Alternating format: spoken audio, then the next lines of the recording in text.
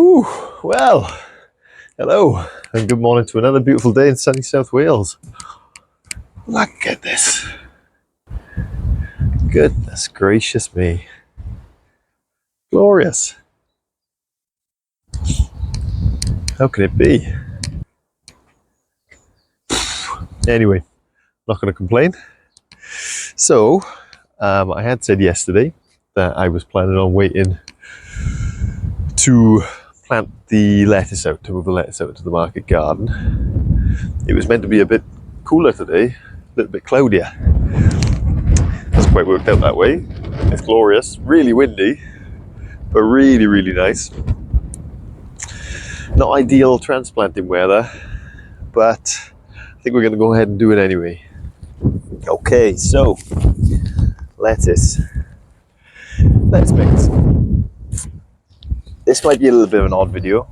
I'm not quite sure how I've cut it together. I'll have to see what we've got. But I made half a video about 4 or 5 days ago when I was initially planning on putting this in along with the kale at the same time and the spinach. The lettuce and the spinach I wanted to give an extra couple of days just to beef out a bit, fill out a bit, and because there was a little bit of a cold snap coming, which I wanted to avoid. Turns out it wasn't too much of a cold snap, just dropped a few degrees. It would have been fine, but you know, always good to be wary of these things, especially March, April time in the UK. You never know quite what the weather's going to do. So we've got our lettuce mix here. That's odd. That plug has come out of its cell. Weird. We've got our lettuce mix here, looking nice and healthy, nice and full, ready to be transplanted. It's a mixture of seeds. It was a Charles Dowden selection on Simply Seeds lettuce mix.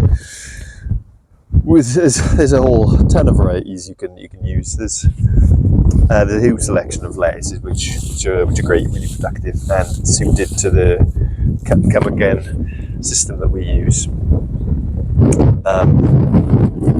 But we thought we'd go for a mix rather than be too specific this year, see how that goes. So yeah, excited to see how that turns out. Now these are ready to go in. As I said, we use a cut and come again system, or pick and come again system. If you have a look at Charles Dowden's videos on YouTube, he does a lot of great videos where he shows how he does it, which is exactly what I'm trying to replicate. Excuse the wind, it is blowing a gale out here today. Lovely and fresh, beautiful sunny day. Not ideal transplanting weather because it is a bit hot, but we'll be all right. As I said, so the cut and come again system, what we do is we space the plants about 9 inches apart.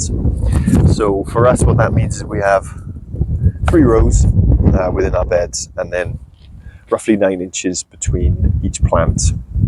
For me, it works out a little bit more than that. So, as I said, not ideal weather for transplanting. It is windy, which leads to transpiration for the plants. They're going to lose a bit of water, and it's quite hot. It's not particularly hot, but the sun is strong, and yeah, it's warm. It's warm for April. So what I've done is I've watered the trays, given them a big watering. That serves 2 purposes. Number one, it waters them, gives them some moisture, so they'll have a bit of moisture when they go in, and they shouldn't dry out too quickly. Also, it holds the soil together in the cells when you transplant them. One thing when you're transplanting plants into the garden out of cells like this, if the soil is dry, as you take it out, the soil will often fall away, and that's not what you want. That will lead to a lot more disruption for the roots, and you're much more likely to shock the plant and set it back. Not necessarily kill it, but you're much more likely to set it back and stunt it. So give it a nice water. You don't want to transplant it immediately. Ideally, you want to leave it a little bit. I think I watered these about 20-30 minutes ago, so that should be fine. And then transplant them out. When we get them in the ground, I'm going to be watering them quite regularly because of the heat, as I said, just to be safe that we don't dry them out and shock them too much. So about 9 inches apart. As I said, that works out as 3 rows for us. I haven't got my dibber today, so I feel naked in the garden without my handy dibber, but we'll make do.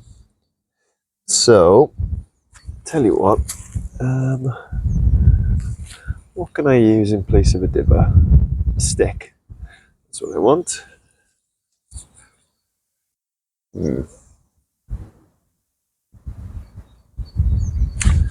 Just a moment.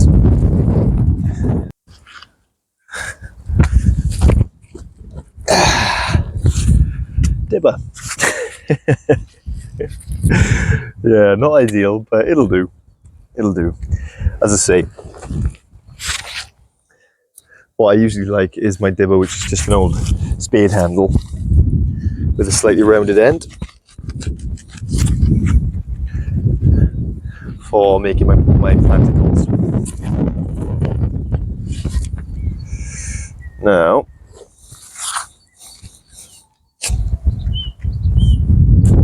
my soil is quite firm underneath, quite rocky. We've only been able to put a thin layer of compost on top this first year.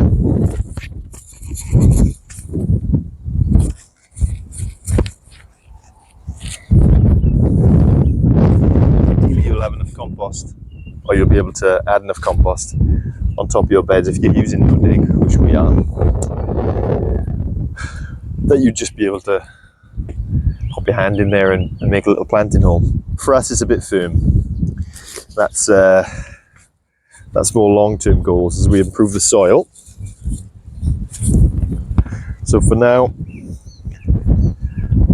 some sort of dibber is pretty necessary to help us with this part of the process.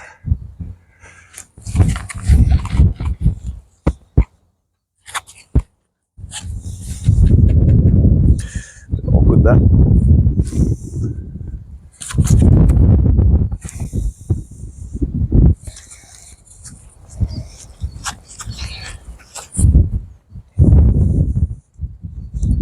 So if you look online, you'll often see,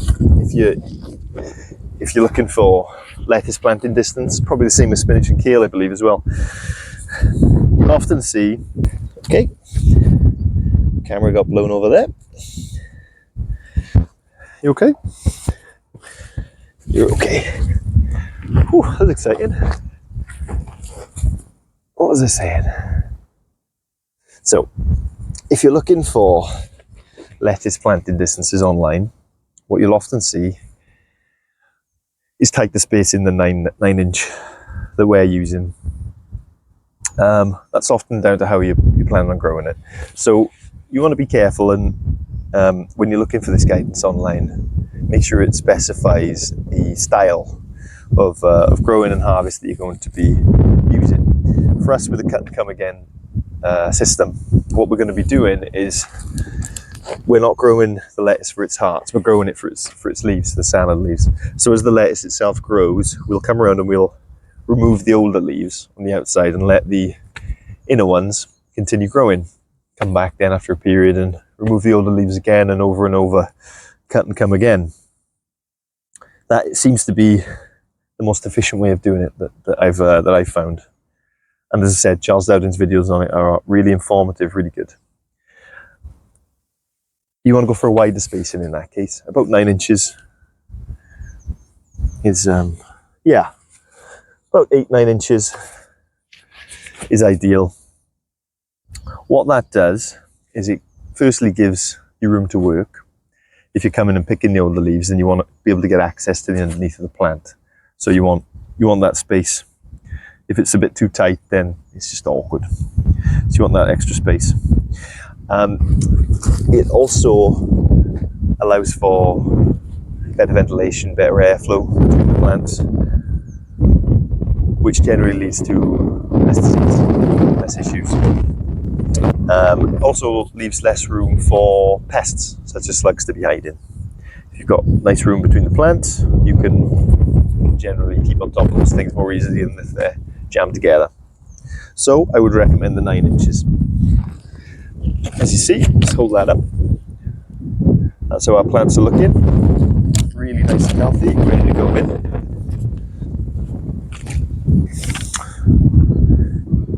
when we're removing the plants, I've said in previous videos, you can press up from underneath the tray just to pop the plug out. If it'll play ball like that. You can use a lollipop stick, you can use whatever you want really. You want to try and avoid damaging the roots, of course. You want to avoid, oh my god, goodness me, it is blowing a gale. So as I was saying, when you're removing the plug from the tray, you want to avoid damaging the roots. I usually slip the plant marker or lollipop just on the side and just lever it out with a little bit of pressure from underneath. As you can see, that's a nice healthy root ball. We've got 3 individual lettuce in there. I'll pop them in and thin them at a later date if needs be.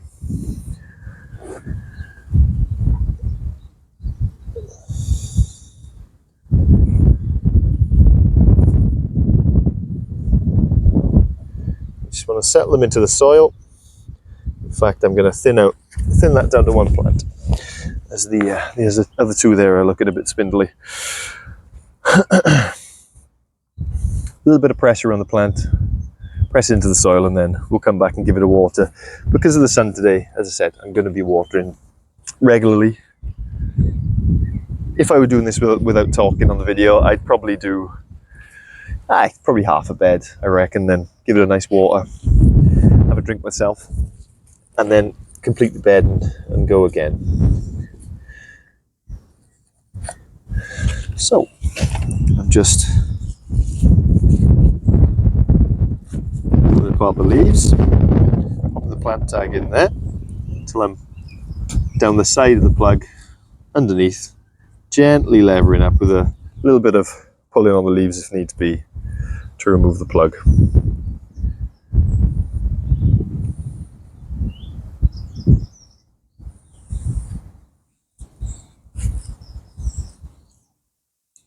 Same again.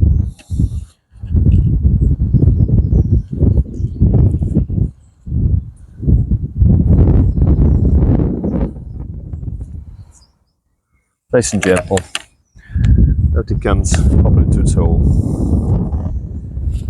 There's no rhyme or reason for really why I'm picking the ones I'm picking.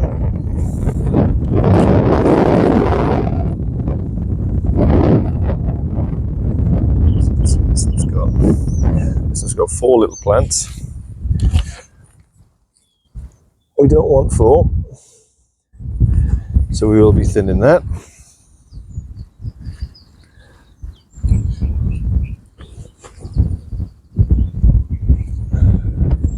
Firm the soil down around the plant.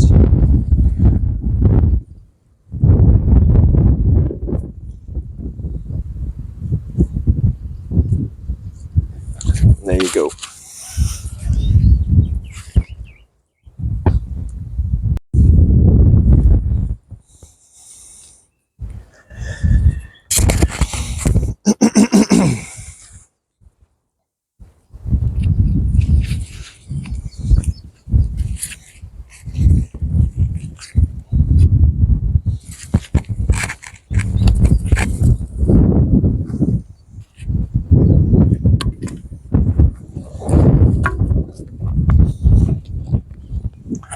So that's 4 in, 2 more to go.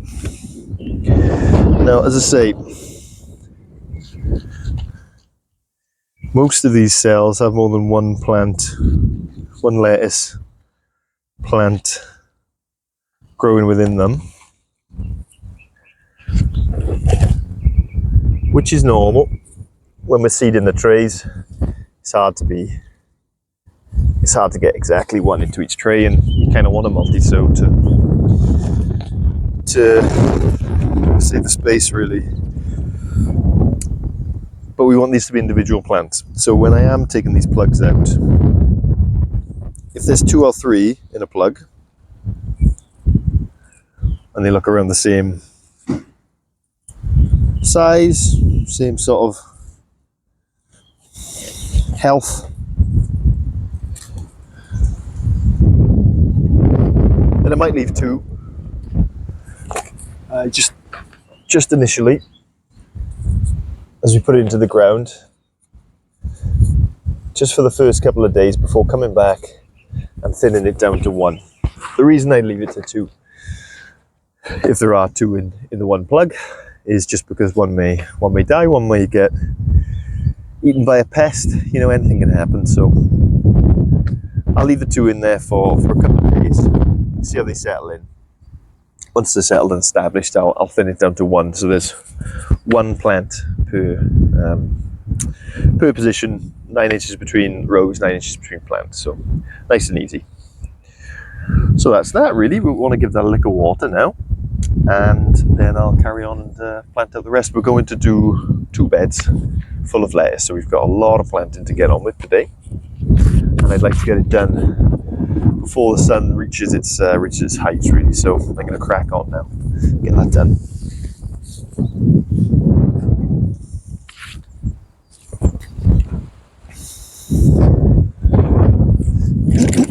Okay, so that's everything planted out.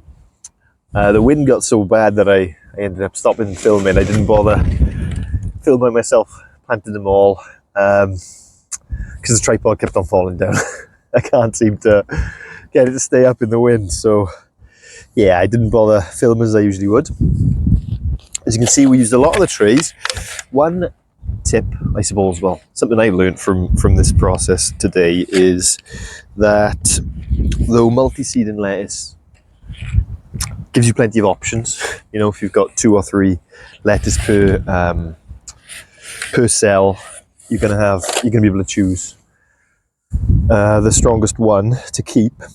I think I went a little bit too dense with this one. Some of these cells have got 3, 4, sometimes even 5 little seedlings crowded in there, and it's a bit of a pain because, as I said earlier in the video, if it's 2, I'm not too bothered with leaving the 2 in the ground for a minute to, you know, allow them to settle and give me a 2-for-1 chance of a seedling surviving, basically.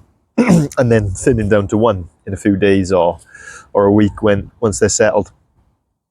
But when it's 3, 4, and definitely 5, they're too dense in the cells. So what I'd say when you are planting up your cells, next year I'll certainly try and go closer to 1 or 2 seeds per cell, especially with a good mix of very good germination rates. That's another thing, you don't really know what germination rates you're going to get until you know, so that's the other thing. So the seedlings are in there now. I'm just going to give them a little bit of watering, and I'll move on to the second bed then, but obviously won't film that because it'll just be the same thing again, but that'll be that. So we're very excited to see how we settle in now over the next week or 2. We should get about 10 weeks, 10 to 12 weeks really, out of these lettuce grown in this way. They're really productive plants, and they stay in the ground for a long time because, as I said, when you're harvesting, you're taking the old leaves and leaving the new ones to mature for the next harvest. It's a really, really brilliant way of growing them. Okay.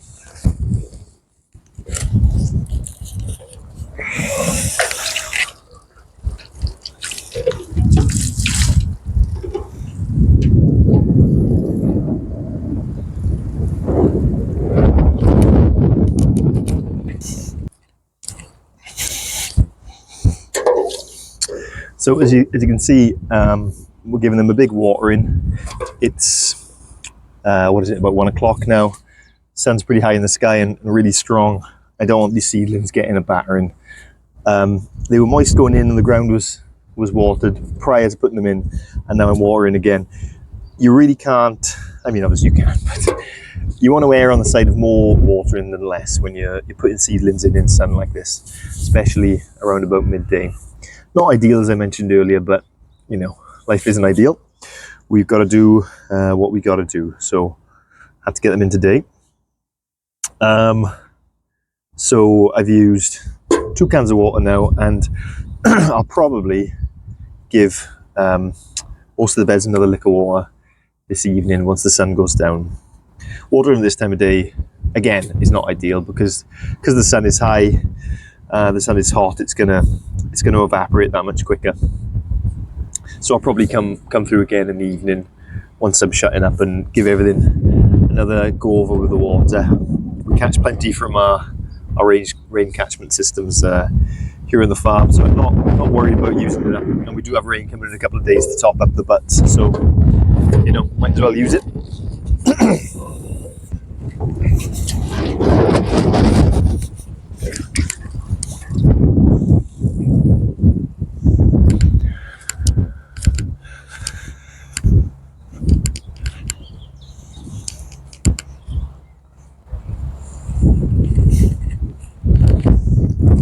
So that's it for our lettuce, all watered in. I will obviously keep the videos coming to update as the market garden settles in, as the garden settles in and the vegetables carry on growing, and we're going to keep track of how everything grows, mistakes that we make along the way, and get, you know, eventually what kind of harvest we're getting from these size beds. All an experiment. I'm really excited to find out myself. So obviously I'll document it as we go along. Plan for the rest of the day for me is to get this next block of lettuce in, and then I'll go and have a look in the polytunnel, see what wants to come down next. I believe it's going to be broad beans and perhaps Tokyo Cross turnips as well, but I'll have to check and see how everything's looking, and we'll make that the next video. All right, thanks for watching. Hope you enjoyed.